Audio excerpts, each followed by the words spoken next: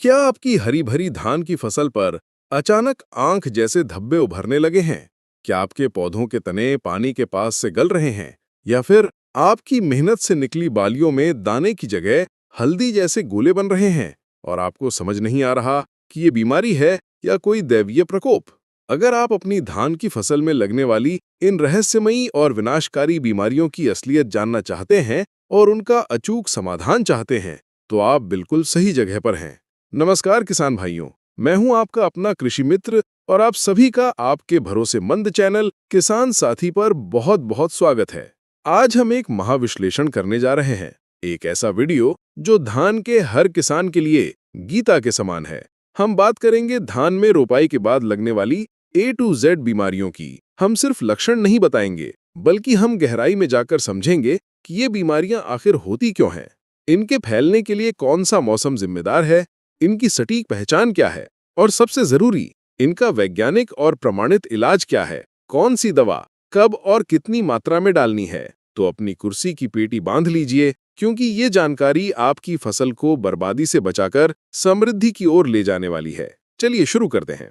किसान भाइयों, धान की बीमारियों को हम मुख्य रूप से 3 श्रेणियों में बांट सकते हैं: फफूंद जनित रोग, जीवाणु जनित रोग और पोषक तत्वों की कमी से होने वाले रोग जो बीमारियों जैसा धोखा देते हैं। धान की फसल में लगभग 80% बीमारियां फफूंद या फंगस के कारण ही होती हैं, जो हवा, पानी और बीज के माध्यम से फैलती हैं। इनमें सबसे प्रमुख और विनाशकारी बीमारी है झोंका रोग या ब्लास्ट, जिसे धान का कैंसर भी कहा जाता है। ये बीमारी पौधे के 3 हिस्सों पर हमला करती है।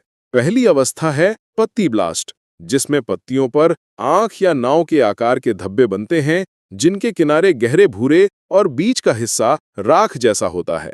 दूसरी अवस्था है गांठ ब्लास्ट, जिसमें तने की गांठें काली होकर सड़ जाती हैं और पौधा वहीं से टूट जाता है।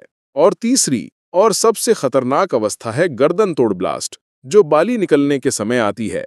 इसमें बाली की गर्दन पर एक काला धब्बा बनता है और गर्दन सड़कर मुड़ जाती है, जिससे बाली में एक भी दाना नहीं बढ़ता। ये बीमारी ठंडी रातें, ज्यादा नमी, बादल छाए रहने और खेत में यूरिया का अत्यधिक उपयोग होने पर आग की तरह फैलती है। इसके सटीक रासायनिक उपचार के लिए लक्षण दिखते ही ट्राइसाइक्लाजोल 75% WP की 120 ग्राम मात्रा प्रति एकड़ 200 लीटर पानी में मिलाकर छिड़काव करें। ये ब्लास्ट के लिए रामबाण दवा मानी जाती है। धान की दूसरी सबसे गंभीर फफूंदी जनित बीमारी है शीत ब्लाइट या पर्णछत झुलसा, जो सीधे पौधे के तने पर हमला करती है। ये रोग हमेशा पौधे के निचले हिस्से से पानी की सतह के पास से शुरू होता है। तने पर शुरुआत में अंडाकार या अनियमित आकार के हरे भूरे पानी से भीगे हुए धब्बे बनते हैं, जो बाद में बढ़कर सांप के केंचुली जैसे दिखते हैं। गंभीर अवस्था में ये बीमारी पत्तियों तक पहुंच जाती है और पौधे गलकर गिरने लगते हैं। ये बीमारी ज्यादा तापमान, बहुत ज्यादा नमी और बहुत घनी रोपाई करने से फैलती है। इसके सटीक नियंत्रण के लिए रोग के लक्षण दिखते ही वैलिडामाइसिन 3% एल की 400 मिलीलीटर मात्रा प्रति एकड़ या हेक्साकोनाजोल 5% EC की 250 मिलीलीटर मात्रा प्रति एकड़ के हिसाब से 200 लीटर पानी में मिलाकर छिड़काव करें। छिड़काव हमेशा पौधे के निचले हिस्से को अच्छी तरह भिगोते हुए करना चाहिए।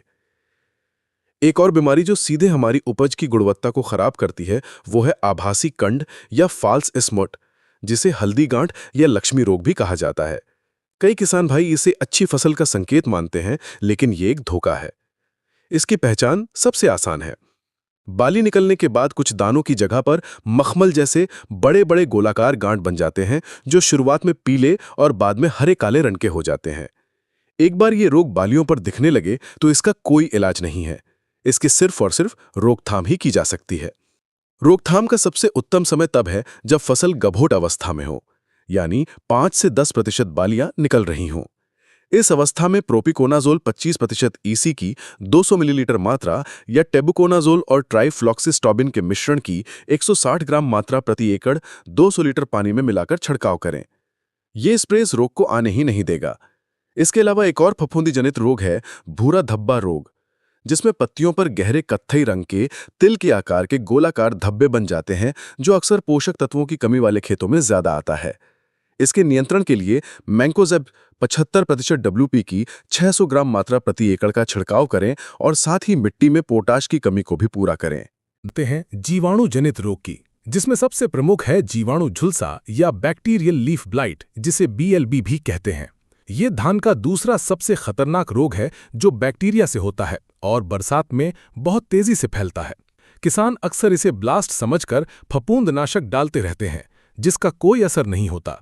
इसकी सटीक पहचान ये है कि ये रोग हमेशा पत्तियों के किनारों या नोक से शुरू होता है और पत्तियां ऊपर से नीचे की ओर लहरदार तरीके से सूखती हैं। सुबह के समय संक्रमित पत्तियों के नोक पर गोंद जैसा पीला चिपचिपा तरल दिखाई देता है। चूंकि ये एक जीवाणु जनित रोग है, इसके इलाज के लिए एंटीबायोटिक और कॉपर का मिश्रण इस्तेमाल करना होगा। इसके लिए स्ट्रेप्टोसाइक्लिन सल्फेट के 6 ग्राम के पाउच को 500 ग्राम कॉपर ऑक्सीक्लोराइड 50% WP के साथ मिलाकर 200 लीटर पानी में प्रति एकड़ छिड़काव करें। हमेशा याद रखें कि एंटीबायोटिक और कॉपर ऑक्सीक्लोराइड को पहले अलग अलग बाल्टी में घोलें और फिर स्प्रे टैंक में एक साथ मिलाएं। कई बार हमारी फसल में कोई बीमारी नहीं होती, फिर भी पौधे कमजोर दिखते हैं। ऐसा पोषक तत्वों की कमी से होता है जो बीमारी जैसा धोखा देते हैं। इसमें सबसे आम है खैरा रोग, जो जिंक की कमी से होता है। इसकी पहचान ये है कि रोपाई के 15-20 दिन बाद निचली पत्तियों पर हल्के पीले धब्बे बनते हैं, जो बाद में गहरे कत्थई या जंग जैसे रंग के हो जाते हैं। पौधे बौने रह जाते हैं और उनमें कल्ले कम निकलते हैं। इसके उपचार के लिए 2 किलोग्राम जिंक सल्फेट को 1 किलोग्राम बुझे हुए चूने के साथ 400 लीटर पानी में अलग अलग घोलकर एक साथ मिलाकर प्रति एकड़ की दर से छिड़काव करें। 10 से 12 दिन में फसल फिर से हरी भरी हो जाएगी। तो किसान भाइयों, ये था धान की फसल में लगने वाली सभी प्रमुख बीमारियों का संपूर्ण विश्लेषण। याद रखिए, बचाव हमेशा इलाज से बेहतर होता है। अपनी फसल के डॉक्टर खुद बनिए। संतुलित उर्वरकों का प्रयोग करें, खासकर यूरिया का अंधाधुंध इस्तेमाल बंद करें। खेत में पानी का सही प्रबंधन करें और सबसे महत्वपूर्ण, अपनी फसल की नियमित निगरानी करें। जैसे ही कोई शुरुआती लक्षण दिखे, उसकी सही पहचान करें और फिर सही दवा का सही समय पर और सही मात्रा में प्रयोग करें। हमें उम्मीद है कि ये विस्तृत जानकारी आपके लिए बहुत फायदेमंद साबित होगी। अगर आपके कोई भी सवाल या शंकाएं हैं तो नीचे कमेंट बॉक्स में हमसे जरूर पूछें।